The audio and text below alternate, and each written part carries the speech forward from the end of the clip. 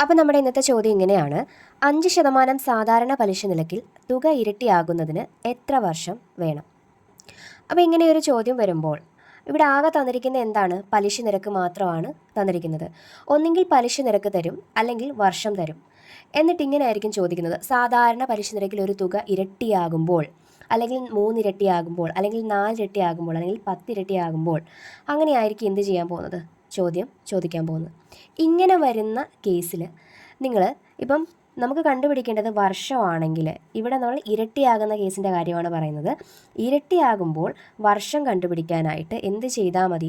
100 ഇവിടുത്തെ പലിശ നിരക്ക്, റേറ്റ് ഓഫ് ഇൻട്രസ്റ്റ് ചെയ്താൽ മതി. അല്ലെങ്കിൽ ഇനി തരുവാണ്, റേറ്റ് ഓഫ് ഇൻട്രസ്റ്റ് ആണ് നമുക്ക് കണ്ടുപിടിക്കേണ്ടത്, അല്ലെങ്കിൽ പലിശ നിരക്കാണ് കണ്ടുപിടിക്കേണ്ടതെങ്കിൽ എന്ത് ചെയ്താൽ മതി? ഈ 100/n ചെയ്താൽ മതി. ഇത് ഇരട്ടിയാകുമ്പോഴാണ്.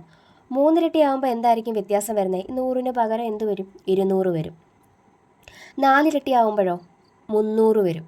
ഈ 100ന് പകരം 300 വരും. അങ്ങനെ അപ്പോൾ നമുക്ക് ഇവിടെ കണ്ടുപിടിക്കേണ്ടത് എന്താ? ഇരട്ടിയാകുന്നതിന് എത്ര വർഷം വേണം എന്നാണ് കണ്ടുപിടിക്കേണ്ടത്. അപ്പം നമുക്ക് കണ്ടുപിടിക്കേണ്ടത് എന്താണ്? എത്ര വർഷം വേണം ഇരട്ടിയാകാൻ? അപ്പം എന്ത് ചെയ്താൽ മതി? 100 ഇവിടെ തന്നിരിക്കുന്ന പലിശ നിരക്ക് എത്രയാണ്? 5 അല്ലേ? 5 കൊണ്ട് ചെയ്യുക. അപ്പോൾ നമുക്ക് ആൻസർ എത്ര കിട്ടും? 20 × 5 ആണ് 100 എന്ന് പറയുന്നത്. ആൻസർ അപ്പോൾ 20 കിട്ടും. ഇവിടുത്തെ ആൻസർ എത്രയാണ്? 20 ആണ്.